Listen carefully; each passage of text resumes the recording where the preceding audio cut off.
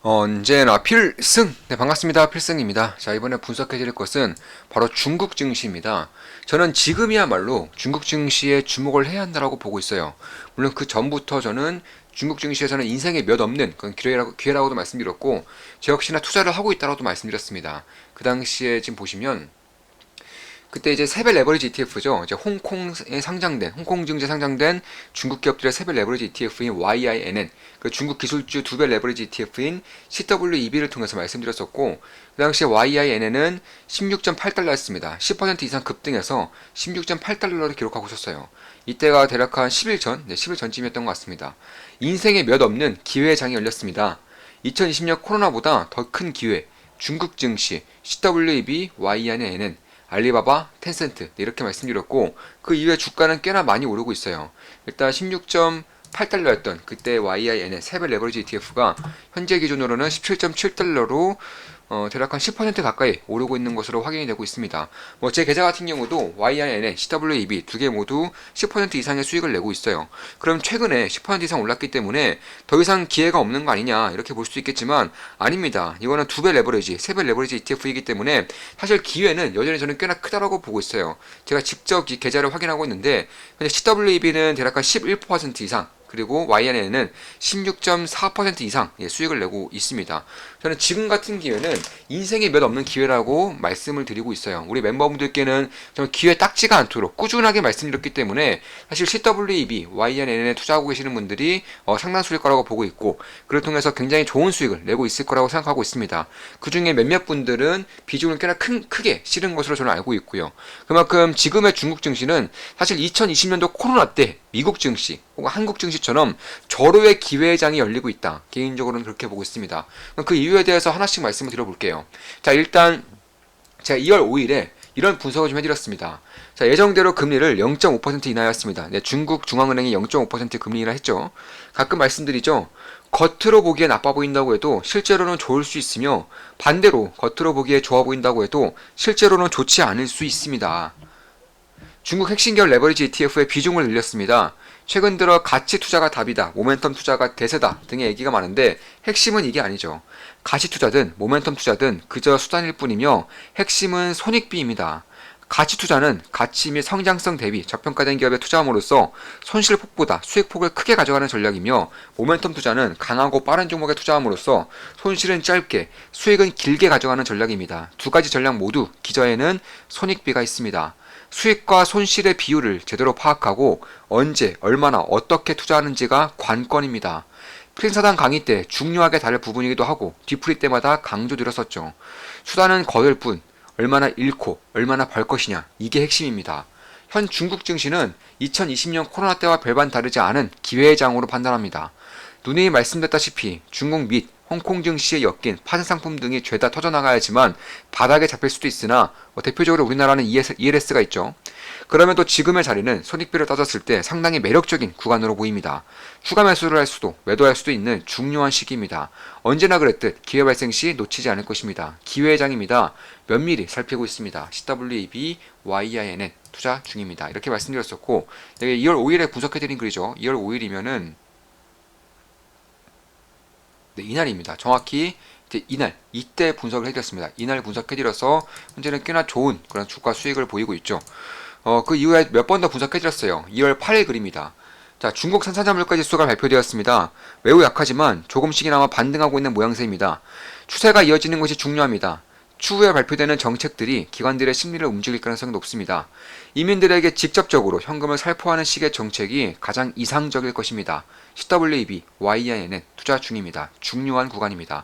실제로 생산자 물가 지수가 조금씩 반등하고 있어요. 여전히 마이너스권에 머물고 있지만 마이너스 3%에서 마이너스 2.7%로, 마이너스 2.7%에서 마이너스 2.5%로 조금씩 반등하고 있습니다. 대략 한 2개월 연속 반등하고 있는 모습인데, 사실 이거는 시간 문제예요. 중국의 PMI, 그러니까 생산력 물가지수는 꽤나 빠르게 앞으로 올라갈 것입니다. 그 이유 중에 하나가 일단 정책 모멘텀이 조금씩 붙고 있고요. 그리고 최근에 춘절에 대한 그런 지표들을 보면 상당히 좋은 지표들이 나오고 있어요. 특히 소비와 관련된 지표들이 2019년에 훌쩍, 그러니까 코로나 직전보다도 오히려 더 좋은 지표들이 나오고 있는 것으로 말미암아 그런 것들을 볼 수 있는데, 그뿐만이 아니에요.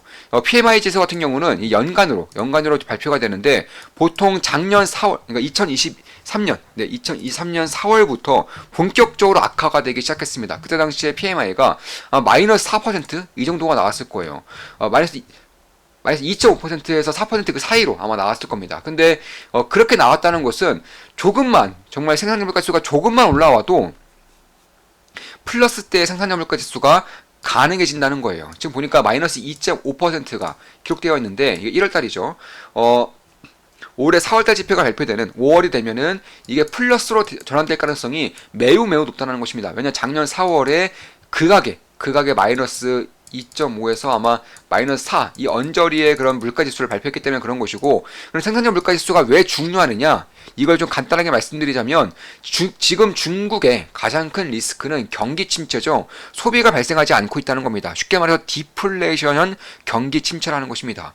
자, 디플레이션 경기 침체로 인해서 생산력 물가지수가 마이너스권이에요. 참고로 생산력 물가지수 PPI 같은 경우는 지표 중에서도 가장 선행하는 지표죠. CPI, 그러니까 소비자 물가지수보다도 조금 더 선행하는 지표가 PPI로서 생산력 물가지수입니다. 근데 이런 것들이 턴어라운드 하고 있다는 것은 조금씩 경기가 돌아오고 있다는 것이고, 올해 5월에 발표될 지표부터는 아주 높은 확률로 플러스 전환될 것이기 때문에 그때는 이미 심리가 턴했을 가능성이 높다는 겁니다. 어차피 증시, 주식시장은 그 어떤 시장보다 빠른 움직임을 보이기 때문에 이런 지표들이 돌아오고 있다는 것이 확인이 되기 전에 이미 심리가 턴하면서 꽤나 좋은 모습을 보이고 있을 가능성이 높다라는 거예요. 특히나 4월에 지표가 발표되는 5월에는 ELS가 터지고 난 4월 이후죠. 보통 ELS가 터지는 그런 정점이 올해 4월로 예정되어 있기 때문에, 따라서 올해 5월 정도면은 중국 증시를 바라보는 심리가 꽤나 많이 턴했을 수 있다, 이렇게 보고 있는 것이고, 사실 파생 상품이 많이 엮였기 때문에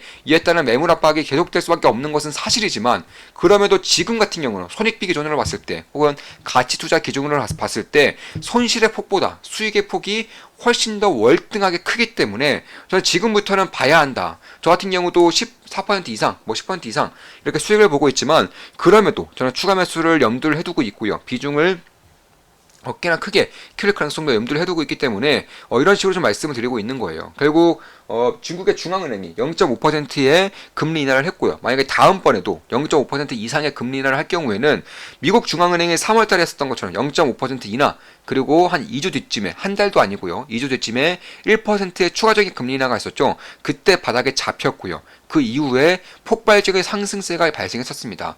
마찬가지로 중국의 중앙은행 혹은 중국의 정부 정책에 따라서 이 정도의 흐름이 나타날 수 있다. 따라서 지금 같은 경우는 저로의 기회가 발생할 수 있는 그런 시기라는 것입니다. 자, 2월 15일에 어제죠. 어제 분석해드린 글입니다. 자, 기사의 핵심 내용입니다. 2015년에서 2023년까지 전자, 기계, 자동차 등 다량 수입, 중국의 직접 투자액도 역대 최고의 17조 193억 원에 달해. 이게 바로 독일입니다. 독일 뉴스에서 뜬 것이고, 독일 같은 경우는 미국과 마찬가지로 중국의 딜레버리징 혹은 중국의 리스크를 굉장히 강조하는 그런 국가인 것처럼 알려져 있지만, 실상은 전혀 다르다는 거예요. 자, 제조라고는 마스크조차 제대로 생산하지 못하는 나라들이, 유럽이죠, 세계의 공장이라고 불리는 중국을 정말로 패대기 칠 수 있는지에 대해서 다시 한 번 더 생각해 봐야 할 때가 비로소 다가오고 있는 듯합니다. 어떻게든 미국이 중국의 제조 권력을 빼앗아오려 하고 있지만 험난한 길이 펼쳐질 것은 불보듯 뻔하며, 성공하더라도 긴 시간이 걸릴 수밖에 없을 것입니다. 그 사이 유럽의 정권은 몇 번이고 바뀌겠죠. 가끔씩 말씀드리고 있습니다. 안 좋아 보인다고 해서 실제로는 좋을 수 있으며, 좋아 보인다고 해도 실제로는 안 좋을 수 있습니다. 어떤 이슈든 정보든 나에게 도달했을 때 핵심을 파악하는 능력을 기르는 것은, 투자는 물론 인생을 살아가는 데에도 크나큰 도움이 될 것입니다. 시간이 오래 걸릴지언정 반드시 손에 놓아야 하는 능력이며, 이 방에서 분석해드리는 것들을 곰곰이 곱씹으면서 본인 것으로 만들어야 한다고 그토록 강조드리는 이유들 중 하나입니다. 올바른 길로 꾸준히 정진해야 합니다. 네, 이렇게 말씀드렸었고, 사실 지금 같은 경우는 죄다, 뭐 언론에서 죄다, 중국 망했다, 중국 안 좋다, 중국 경기 침체다 이렇게 발표를 하고 있지만 사실상 딱히 그렇지도 않다라는 거예요. 일단 중국 기업들의 실적이 올라오고 있어요. 중국의 주요 기업들의 실적을 한번 보시면 꽤나 좋게 성장 가도를 달리고 있습니다. 그렇기 때문에 홍콩 증시라던가 중국 증시가 폭락을 하는데 영업이익이 오히려 올라오다 보니까 PER 기준으로 역대급 저평가를 받고 있는 거고요. 알리바바도 올해 PER이 8 이하로 떨어졌죠. 올해 PER이 8 이하로 떨어졌습니다. 참고로 메타 같은 경우가 좀 대표적인 예로 들 수 있을 것 같아요. 메타가 보시면 주가가 굉장히 안 좋았을 때가 있어요. 언제 안 좋았었냐? 이때죠. 2020년도 이때 안 좋았었는데 이때 당시 기준으로 지금 현재 약 5배가량 주가가 오르고 있죠. 약 4.5배 이상의 주가가 오르고 있습니다. 이거 어떻게 이렇게 올랐느냐? 실제로 실적이 좋아졌어요. 그럼 어떻게 실적이 좋아졌느냐? 대표적으로 비용을 감축시켰습니다.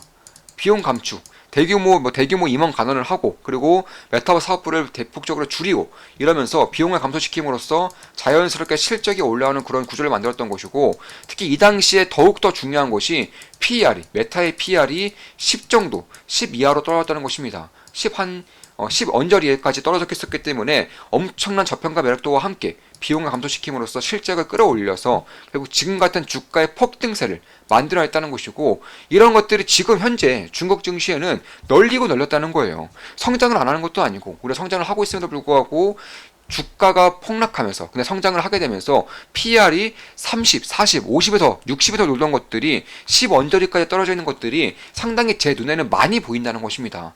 이런 것들을 봤을 때 가치평가적인 부분에서 손실의 폭과 이익의 폭을 비교했을 때 어디가 더 클 것인지에 대해서는 고민을 해볼 필요가 있다라는 거예요.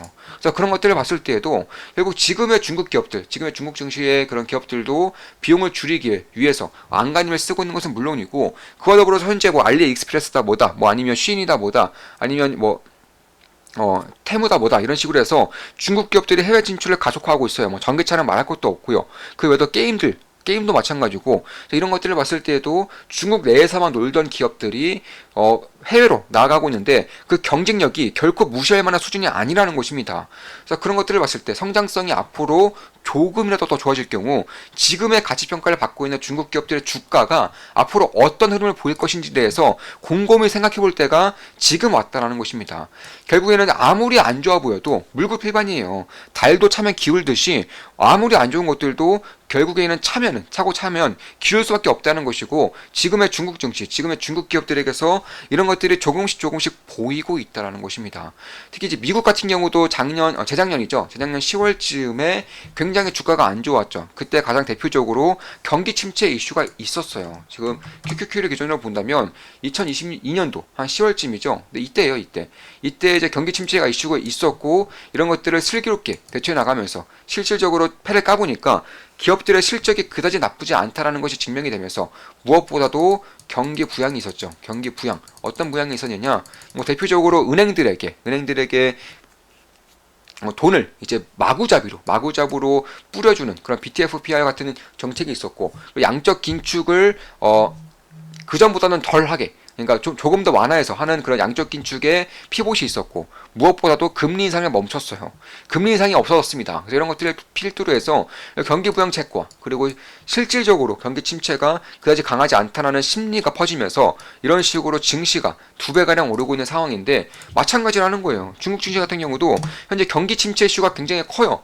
근데 경기 침체 이슈가 큰데 실상 따지고 보면 조금씩 턴을 어라운드 하고 있고요. 그리고 무엇보다 금리 상승을 안 하는 것도 아니고, 금리 동결을 하는 것도 아니고, 금리 인하가 이루어지고 있다는 것입니다. 그리고 부동산에 대한 정책이 공격적으로 계속해서 나오고 있고요. 그리고 실질적으로 내수 소비에 대한 소비 심리가 이번 춘절에 대한 지표만 보더라도 꽤나 좀 올라오고 있다. 이렇게 좀 말씀드릴 수가 있겠습니다. 따라서 제가 이런 영상을 올릴 때면 항상 악플이 달려요, 악플. 네, 저보고 뭐 중국 친화적이다, 뭐 중국에 네, 중국에 대해서 뭐 선동하는 거냐 이런 식의 얘기가 많은데, 절대 그런 거 아닙니다. 저는 중국을 그다지 좋아하지 않아요.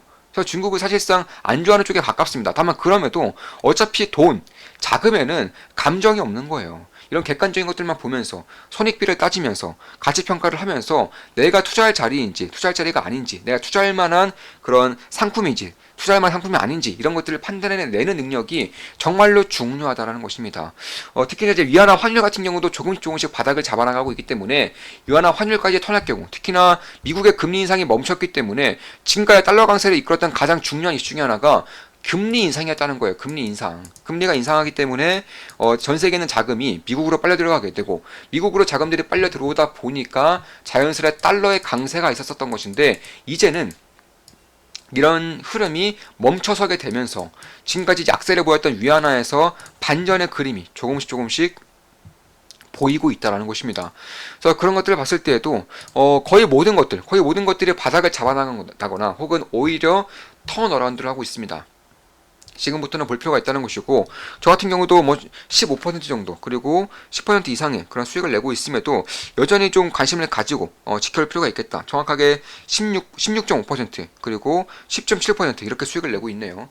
그럼에도 불구하고 저는 여전히 기회를 또다시 엿보고 있는 것이고 비중을 실을 수 있는 기회가 온다면 망설임 없이 기회를 좀 비중을 실음으로써 조금 더 크게 물량들을 가져갈 생각입니다. 물론 제 모든 영상은 매수매도 추천 리딩 절대 아닌 거 다들 알고 계시죠? 참고하시면 되겠습니다. 자, 이것으로 방송 마치겠습니다. 지금까지 중국 증시 그리고 홍콩 증시에 대해서 분석해드렸고 이제는 턴어라운드에 대한 가능성을 열어줘야 될 때가 왔다라고 분석해드렸습니다. 대표적으로 두배 레버리지 ETF인 CWEB 그리고 세배 레버리지 ETF인 YINN에 대해서 분석해드렸습니다. 앞으로도 좋은 분석, 좋은 기분석으로 찾아뵙겠습니다. 필승 구독, 알림 설정, 좋아요는 여러분들께 돈이 됩니다. 필승!